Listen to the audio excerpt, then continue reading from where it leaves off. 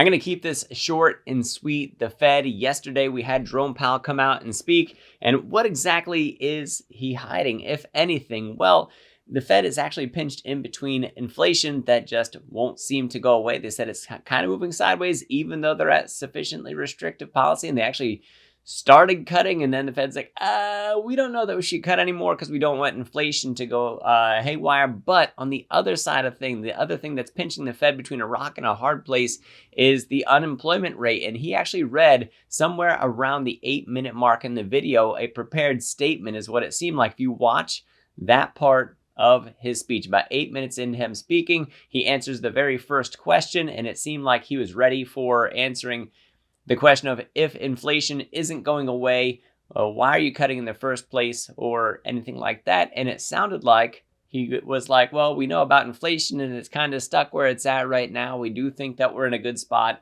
However, labor market cooler than it was before. And then he said some very specific things from there. One of the most noteworthy things I think that he said in that, and let me get to the quote here. He says, the labor market looser than pre-pandemic, still cooling further. And then he says, so far in a gradual and orderly way. And the thing is with the unemployment rate is that once it starts ticking up, it so far does move in a gradual and orderly way at first, but it's sort of like an exponential curve, if you will, that once it starts going, it really does have the potential to take off. That makes the unemployment rate a next major catalyst to be watching out for. What does January say about December's numbers? And then what does February say about January's numbers? So that kind of gives us a clock, if you will, of about 6 weeks to kind of find out what the market is exactly saying and what it's showing us. And I say 6 weeks because I think January's numbers are going to be very telling over what we had in December. So I think that the Fed is trying to be very, very careful about what they say about the labor market and what they're seeing, that they're trying to keep people confident that they have a grasp on not only inflation, but on the labor market side of things. And it sounds like he's walking a tightrope moving forward from here. So I do want to bring up the charts on this one, show what exactly happened with the S&P, the Nasdaq 100, IWM, so the Russell 2000 stocks, and then also I'm going to bring up Bitcoin as well. We'll see what exactly we should be looking for and talk about a way forward from here, if you will. So let me pop this up here, and we will get right to talking about SPY. Yesterday put us down below the 50-day pre-market hours.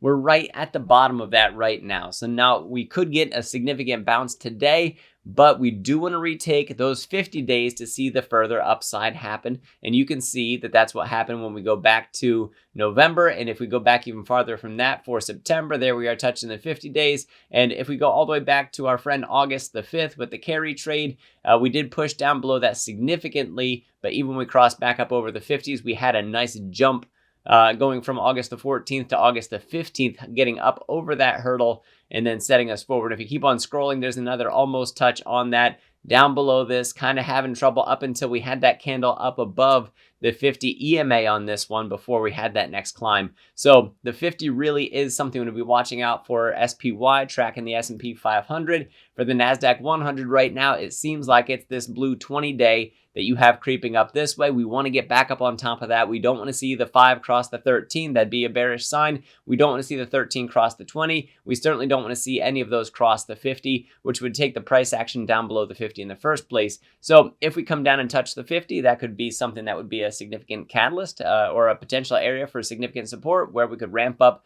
significantly off that point as it has acted. I mean, just take a look at this when we found support going back to the end of October into November with that jump that we got post-election. And then there are other times too as we go back from there where we have those jumps either off the 20-day or off the 50-day with a few hiccups in between, if you will. IWM, we are watching. We are well down below the 50. I think it's more about the 200-day for the Russell 2000 stocks that would be watchful for that one. Now, we need to see continued GDP. We need to see lower inflation, and the Fed said no. And then we also want to keep that employment rate up, and the Fed said, so we need to be watchful for what's happening with the Russell 2000 stocks. There could be a significant bounce happening off that 200, so keep an eye on that. Getting back up above the 50 is also a bullish thing.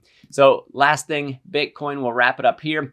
Bitcoin finding support at its 20-day. We want to keep that 20-day. If we fall down through it, we want to watch and see that we have support at the 50-day. And if we cross down below the 50-day, that 20 crossing over the 50 can be a further bearish sign. So those are the things that we should be watching for, guys. Thank you very much for watching. I am Dr. Stock, Doctor of Education. Remember, my friends, that learning is earning. We'll see you next video.